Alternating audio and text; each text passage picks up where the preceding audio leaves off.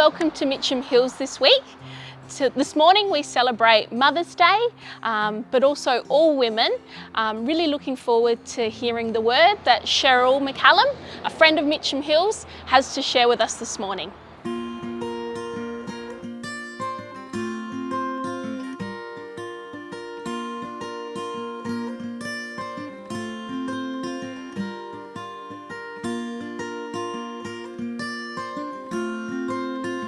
Hello, how are we all this wonderful morning? It's so good to be back with you at Mitcham Hills in a new setting. Looks like you've almost outgrown it, so I don't know what you're going to do next, particularly if you keep having babies by the sounds of it.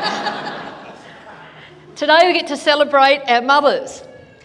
This is a good thing to do because the Bible teaches us to respect and honour our fathers and mothers. But let's remind ourselves that Mother's Day is not found in the Bible. It's not an Old Testament festival, it's just an opportunity for us to acknowledge the role that mothers play in our lives. You know, there are lots of important women in the Bible. Some of them are important because of the exploits that they did, and others are important because they bore children who did great exploits. And I hate to say, but there are lots of good mothers in the Bible, but there are also some pretty awful ones. And so if we talk about biblical motherhood, just be careful who you're checking on. There's a whole sermon series on bad mothers in the Bible. Today we're going to look at one woman in the Bible who God used as a mother in a crucial time of history, and that, of course, as you've heard, is Hannah.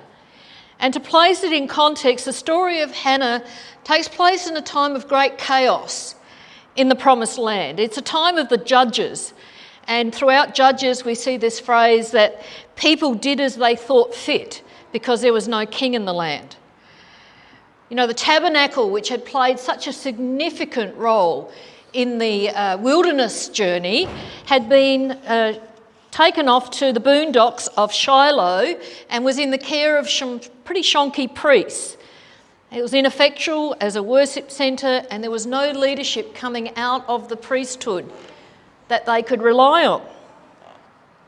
So in this time of sporadic idolatry and rebelliousness and oppression, we're given this beautiful glimpse of God's intervention into the lives of some ordinary people trying to live out in this extraordinary time. And it's fascinating that Hannah lives just one generation after Naomi and Ruth. Another story of God at work in the lives of ordinary people in a really difficult time. In fact, Ruth's great-grandson David is anointed king by Hannah's son Samuel. So they're kind of interlinked. And when we think about Hannah, we can talk about the story that revolves around her motherhood, but I'd like to go further than that today because motherhood is not what defines this woman. And let me tell you, motherhood never defines women. We are so much more than that, aren't we? As we trace through the story of Hannah, we're going to be able to relate to her whether we're a mother or not a mother, a man or a woman, because there is complexity in her life. Her life is multiple layers, and that's exactly like us. There are multiple layers to us, and we can always learn what God wants to say to us in the complexity of our lives.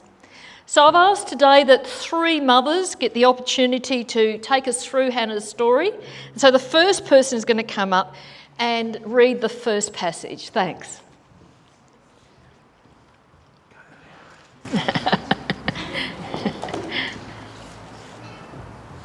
Thank you. I was the lucky one to get the Frank Green Cup. Don't think I was the lucky one to get this Bible verse because this is the hardest one in the Bible. There you go. You can do it. Someone said if you're still confidently, you'll know what Okay. There was a certain man from Ramathaim, a Zophite from the hill country of Ephraim. His name was Elkanah, son of Jeroham. Get my drift? The son of Elihu, the son of Tohu, the son of Zuph, and Ephraim, stop laughing. He had two wives, one was called Hannah, and the other Peninnah. Peninnah had children, but Hannah had none.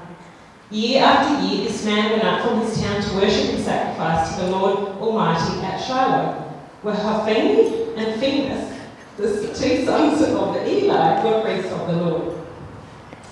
Whenever the day came for Elkanah to sacrifice, he would give portions of the meat to his wife Peninnah and to all her sons and daughters. But to Hannah he gave a double portion because he loved her, and the Lord had closed her womb. Because the Lord had closed Hannah's womb, her rival kept provoking her in order to irritate her. This went on year after year. Whenever Hannah went up to the house of the Lord, her rival provoked her till she wept and would not eat. Her husband Elkanah would say to her, "Hannah, why are you weeping? Why don't you eat? Why are you downhearted? Don't I mean more to you than 10 sons?" Thank you. Yes, yes. Congratulations. You do win a prize. I'm not too sure which one. So the first thing to note here is that Hannah is a woman of pain. Her name means woman of favour, but she's barren. And like so many other women in the Bible, she's unable to have children.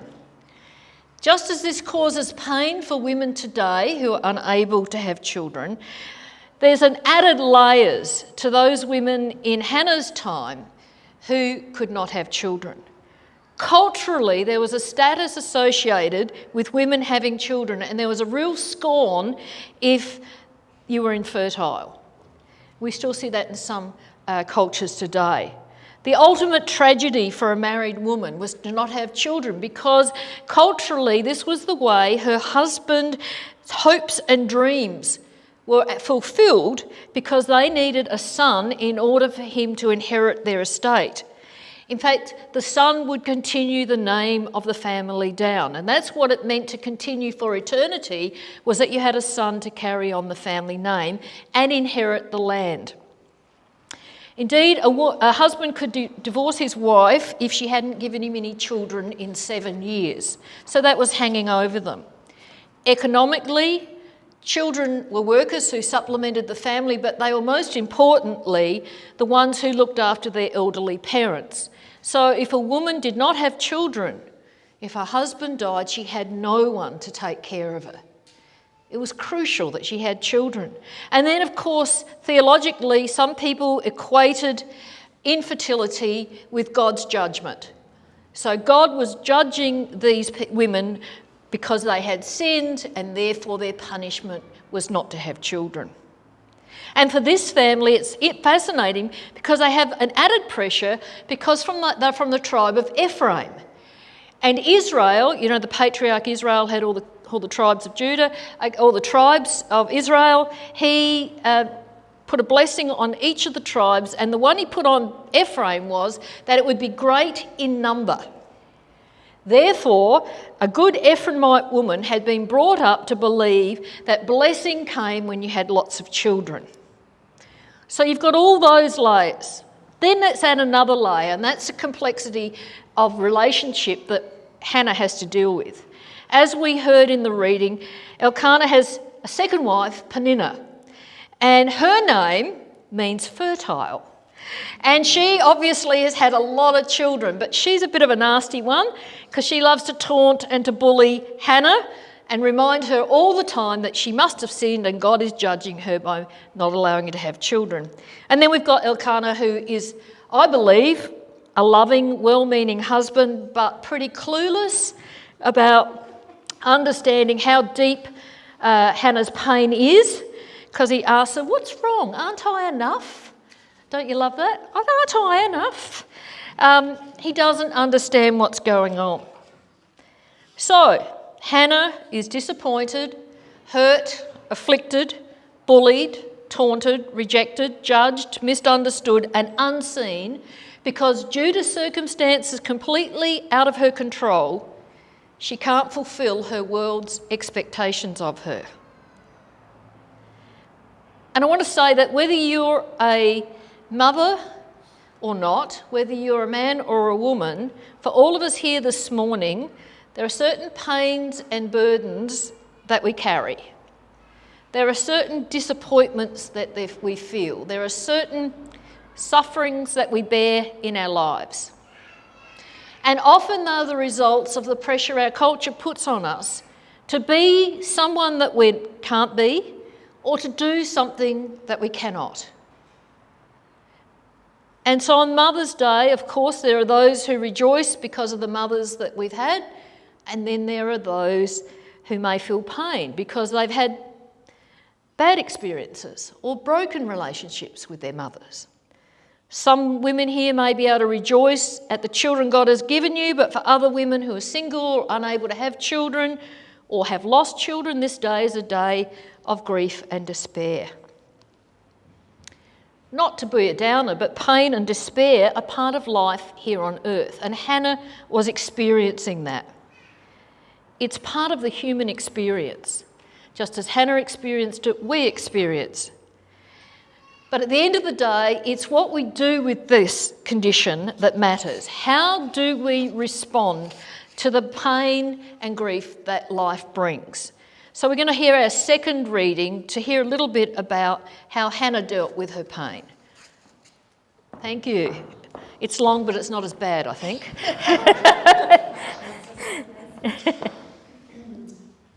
Once they had finished eating and drinking in Shiloh, Hannah stood up. Now Eli the priest was sitting on his chair at the doorstep of the Lord's house. In her deep anguish, Hannah prayed to the Lord, weeping bitterly. And she made a vow, saying, Lord Almighty, if you will only look on your servant's misery and remember me, and not forget your servant, but give her a son, then I will give him to the Lord for the rest of his life, and no razor will ever be used on his head. And she kept praying to the Lord. Eli observed her mouth. Hannah was praying in her heart, and her lips were moving, but her voice was not heard. Eli thought she was drunk, and said to her, How long are you going to stay drunk? Put away your wine. Not so, my lord, Hannah replied. I am a woman who is deeply troubled. I have not been drinking wine or beer. I was pouring out my soul to the Lord. Do not take your servant for a wicked woman. I have been praying here out of my great anguish and grief. Eli answered, Go in peace, and may the Lord, the God of Israel, grant you what you have asked of him. She said, May your servant find favour in your eyes. And she went her way and ate something, and her face was no longer downcast. Thank you. Hannah is a woman in pain, but Hannah is also a woman of faith. She knows that the only answer to her pain can be found in God. And so it's time for action, it's time to put her faith into action and to pray. So feeling misunderstood and unseen, she stands up and she heads into the tabernacle. We're not told what brought this about. Perhaps Peninnah had been unusually cruel than normal. Perhaps someone had commented again on her childlessness as they were sitting around eating, and perhaps Elkanah had been loving but clumsy in the way he treated her. It's almost certainly not the first time that she has prayed to God about having children. But this time is something different, it's even more intense. And so basically she asked God to see her, to recognise her misery, remember her and not forget her. She wants to find favour in his eyes. And then she goes on to make a quite astonishing vow. She vows that this child, if any son is given to her, that he'll be raised as a Nazarite. And Nazarites were set apart to serve God. So, in fact, she's praying for a son, but she's willing to put away all the cultural and economic and personal status and significance that would come with having a son, and instead she's going to devote him to the Lord. You see, for Hannah, it's enough that God has seen her and heard her prayer and responded in love. And I love here how we see such an amazing contrast between the high priest Eli and this lowly person, Hannah. Eli, the high priest, is lazy, lethargic, obese, we're told, and a terrible father. Hannah is childless. Eli can't control his two sons Hophni and Phinehas, and they are the priests, and we know at this time the priests are corrupt. They're going in and they're stealing from the offerings, they're getting drunk, all kinds of things.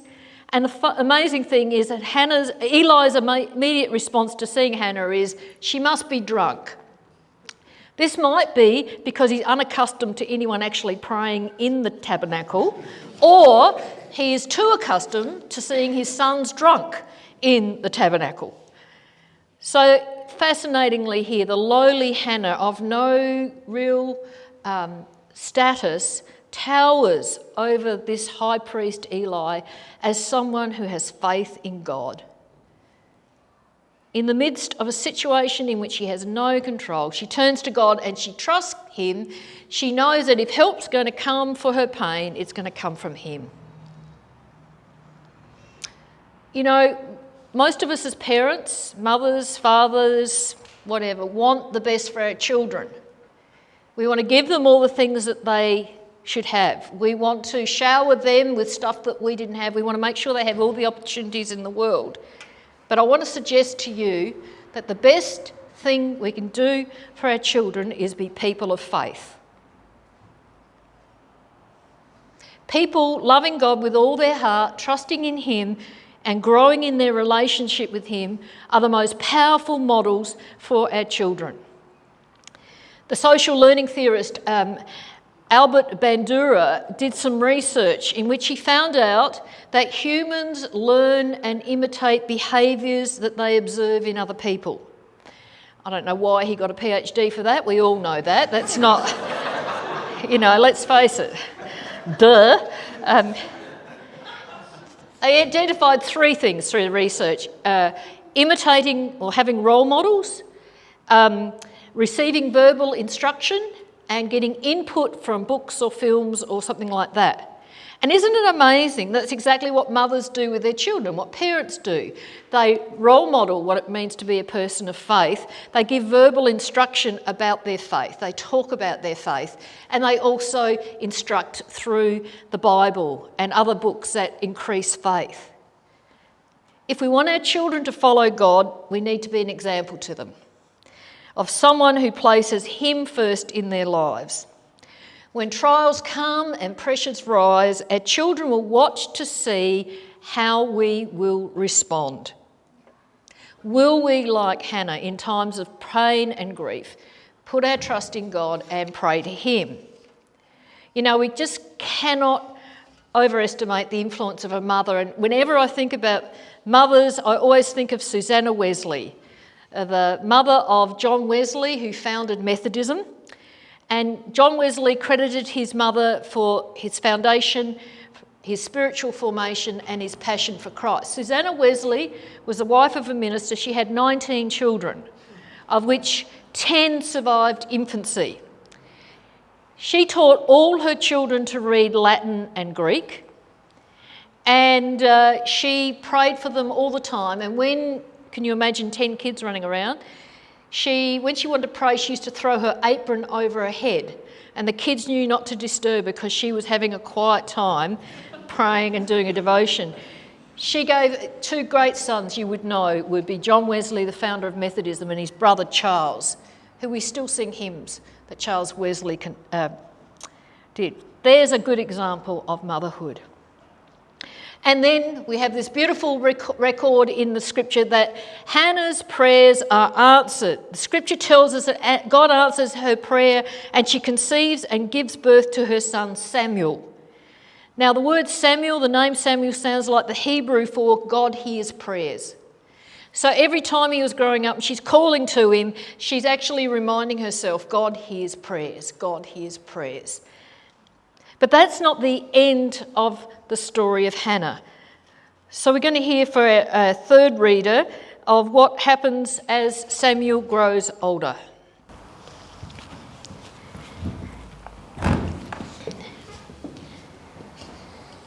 After he was weaned, she took the boy with her, young as he was, along with a 3-year-old bull and an ephah of flour and a skin of wine, and brought him to the house of the Lord at Shiloh. When the bull had been sacrificed, they brought the boy to Eli, and she said to him, "Pardon me, my lord, as surely as you live, I am the woman who stood here beside you, praying to the Lord. I prayed for this child, and the Lord granted me what I asked of him. So now I give him to the Lord. For his whole life he will be given over to the Lord." And he worshipped the Lord there. Thank you. Hannah was a woman in pain. Hannah shows that she's a woman of faith, and here we have seeing the glimpse of Hannah as a mother who lets go. She always intended to keep her promise to God. She would have raised Samuel till he was about between 3 and 5 years. Scholars aren't quite sure how old he was, but she then took him to the tabernacle and presented him to Eli and said, "Here he is, I'm dedicating him to your service."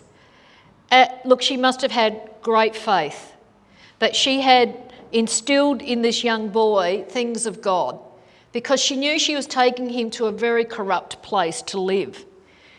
She also would have to put her faith in God that he would protect her child from what was a really, really difficult place to put her son. Wouldn't have been easy, but Hannah realised that Samuel wasn't her but belonged to God. The Lord's will for Samuel took precedence over her own desires for a child. She actually wanted Samuel to belong to God more than she wanted him for herself. This is a difficult one because it's never easy for mothers to let their children go and trust God to look after them. Part of that is being people and mothers of faith, letting our children become adults and make choices, their own choices in life, consistently praying for them but releasing them to God, allowing them to serve God where He calls them rather than pursuing what we want for them. You know, I really wanted my son to be a lawyer, says Hannah, or a doctor, or a this or that, but instead I'm going to let God do with him what He wants. And that's difficult, letting go of our children. 16 years ago, my then 24-year-old son decided that he wanted to go live overseas, and he thought it was just for a year or so. It was at a time of great personal crisis in my life, and I really would have wanted him to stay. And I remember thinking, do I say it? Do I say it? Don't leave, don't leave. Instead, I said, okay, God, I trust you. You know what's best. And I let him go.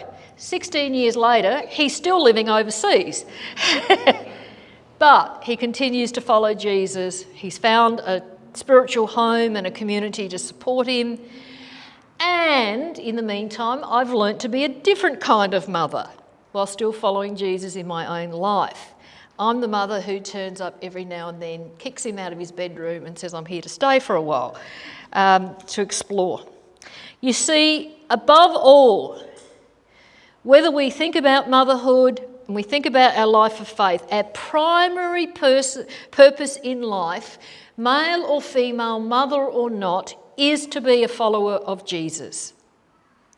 God may grant us the role of mother, but even if you are a mother, that role morphs over time.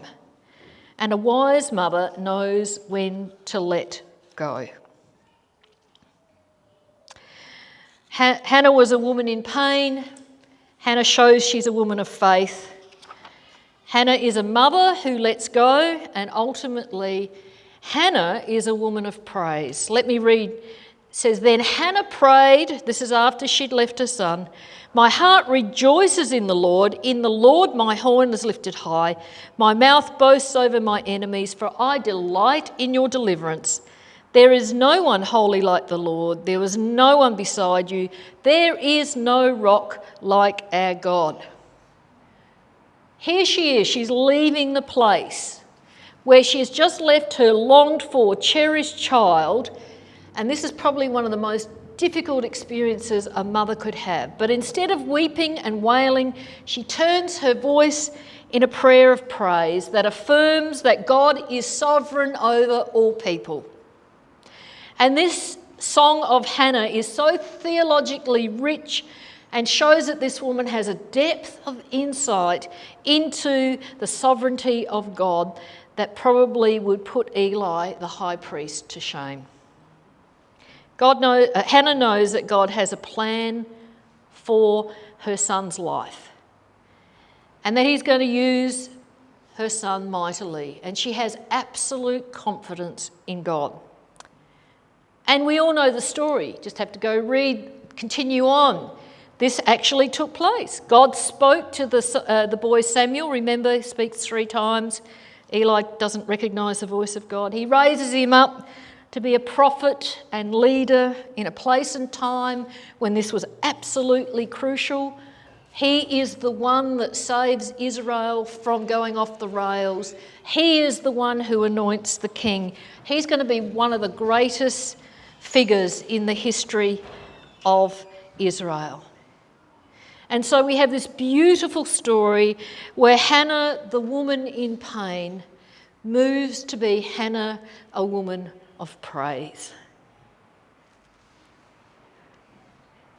As I said at the beginning, the story of Hannah enables us to understand what it means to be human and to experience the things of human life and to find God in it. You see, God is the one who does see us when we're in times of great pain. And so let me encourage you that if you are in pain today, know that God sees you and is with you. God is the one who hears our prayers when we turn to him in faith. So God is waiting today to hear you pray, even if it's just the one word prayer that we often pray, help. I'm in pain, help. And he delights in our faith. God is the one who can be trusted with our lives and the lives of our children.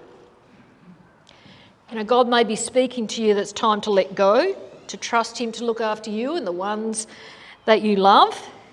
And you need to know that God is trustworthy and kind. And God is worthy of all praise because he is sovereign over all the world, and yet he cares for each one of us so much that he knows how many hairs on our head. Some of us have more, some of us have less. So today we are invited with Hannah and all the mothers, past and present, and all those who love God to lift our hearts in praise to him. We praise our mothers today because they deserve it. We praise our God today because he deserves it. Happy Mother's Day.